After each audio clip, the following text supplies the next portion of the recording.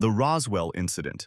The most famous UFO story began with debris scattered across a New Mexico ranch in 1947. At first, the military said they had recovered a flying disc, and that single phrase exploded across newspapers. Then the story changed. Officials said it was just a weather balloon, and later reports connected it to a secret surveillance balloon project. But here's the problem. Once the government changed the explanation, the mystery became bigger than the wreckage itself. People started asking why the first statement sounded so dramatic, why the area was controlled so quickly, and why witnesses described strange materials. Over time, Roswell became less about one crash and more about the fear that someone knew more than they were saying. The real danger was not the debris in the desert. It was the idea that the truth could be buried for decades. Phoenix Lights.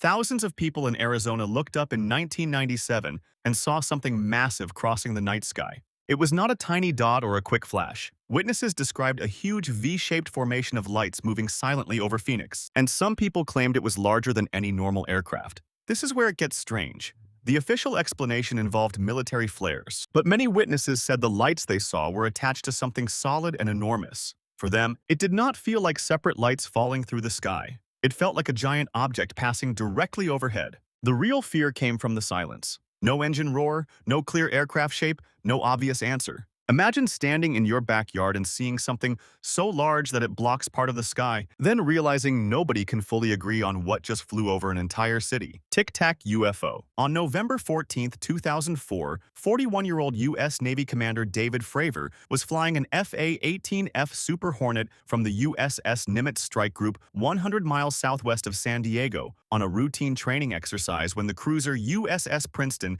diverted his two-aircraft flight toward an unidentified contact. The Princeton's AN/SPY-1B radar, the most advanced shipborne radar system in the United States Navy, had been tracking unknown objects for 2 weeks straight. The objects were descending from 80,000 feet to sea level in under a second. Fravor had been a naval aviator for 18 years. He knew what aircraft did and did not do. He was cleared to intercept. What he found was a white, oblong object approximately 40 feet long. No wings, no tail, no exhaust, no visible means of propulsion. Hovering 50 feet above the ocean surface above a churning circular disturbance in the water, as though something much larger was moving just beneath it. As Fravor descended in a slow spiral toward it, the object began tracking his arc precisely, mirroring his angle of descent. When he pointed his nose directly at the object and accelerated toward it, the craft vanished in under a second. The Princeton reacquired it on radar 60 miles away moments later. The FLIR thermal camera footage from Fravor's aircraft was released by the Pentagon in April 2020, accompanied by an official statement confirming the footage was genuine and the objects remain unidentified. Travis Walton. On the evening of November 5, 1975, a 7-man forestry crew was driving home through the Apache Sitgreaves National Forest in Arizona after a full day of contract tree thinning when 22-year-old Travis Walton stepped out of the truck to walk toward a glowing disc hovering above a clearing in the pines. The 6 remaining crew members watched from the truck as a beam of blue-green light struck Walton and threw him backward 10 feet through the air. They left. They drove approximately a mile, stopped,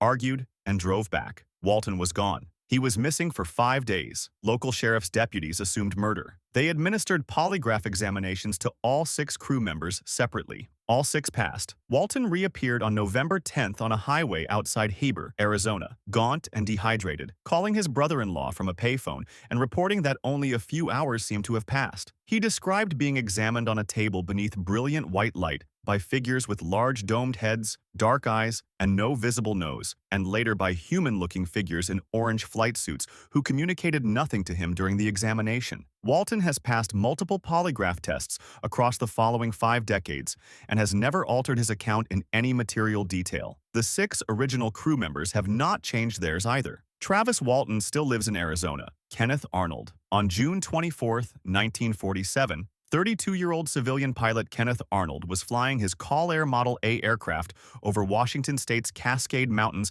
at 9,200 feet, volunteering to search for a marine transport plane that had gone down somewhere near Mount Rainier. The weather was perfect. He had no particular reason to look north. Arnold was an experienced businessman pilot. Thousands of flight hours, a calm, methodical temperament, no history of seeing things that weren't there. He was scanning low ridges when 9 metallic, crescent-shaped objects appeared in tight chain formation ahead of him, moving south at a speed that made no sense at all. He timed them using the distance between Mount Rainier and Mount Adams as a fixed reference. His calculation put their speed at 1,700 miles per hour, more than 3 times faster than any aircraft in existence in 1947. He watched for 3 full minutes. They moved, he told reporters at the East Oregonian, like saucers skipping across water. The headline writer took that phrase and ran with it. The term flying saucer entered the English language on June 26, 1947, and has not left it since. The United States Air Force investigated, concluded his objects were a mirage caused by light reflecting off clouds, and closed the file. Arnold described this explanation as, in his exact words, a lot of bunk. He died in 1984. The 9 objects were never identified. Lonnie Zamora. On April 24, 1964, New Mexico police officer Lonnie Zamora was pursuing a speeding vehicle on the edge of town when he heard a roar from the south and saw a pale blue-orange flame descending behind a mesa. Zamora was known in Socorro as methodical and unexcitable. He broke off the pursuit and drove toward the flame on a dirt access road, cresting a rise to find an oval white object the size of a large car standing upright on 4 legs. 2 small figures in white coveralls stood near it. When he reached for his radio microphone, both figures disappeared. The object emitted a sharp roar, and the flame appeared beneath it. Zamora hit the ground behind his patrol car. The craft rose without tilting, accelerated south, and was gone inside 10 seconds. When he walked into the arroyo, 4 leg impression marks were pressed into the soil in a precise geometric arrangement, and the scrub vegetation in the center was still actively smoldering. FBI agents photographed the impressions the same day. The Air Force sent senior investigators from Project Blue Book. The Zamora case was officially listed as unexplained, one of only 701 cases to receive that designation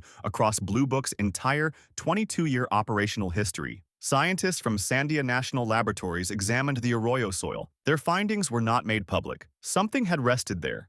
Betty and Barney Hill. On the night of September 19, 1961, Betty Hill, 41, and Barney Hill, 39, were driving south on U.S. Route 3 through the White Mountains of New Hampshire in their 1957 Chevrolet Bel Air, returning from vacation in Niagara Falls, when a bright light appeared in the sky and began pacing their car. The Hills were credible by every conventional standard. Betty, a state social worker, Barney, a postal worker, and civil rights commissioner, appointed to a New Hampshire governor's advisory panel. Barney stopped near the town of Lincoln, stepped out with binoculars, and described seeing through the lenses a disc-shaped craft with a row of windows and figures standing behind them, looking back at him. He ran back to the car. They arrived home in Portsmouth at dawn, missing 2 hours neither could account for, with a ring of shiny concentric circles on the trunk of the Bel Air that had not been there before. In separate hypnotic regression sessions in 1964, conducted independently, without either being told what the other described, both gave accounts of the same examination procedure aboard the same craft. Betty described a 3-dimensional star map shown to her by one of the figures. An amateur astronomer cross-referenced her drawing in 1969 and identified its origin point as the Zeta Reticuli binary star system, 39 light-years from Earth. Barney died in 1969. Betty continued speaking about Route 3 until her death in 2004. Neither ever changed a single detail.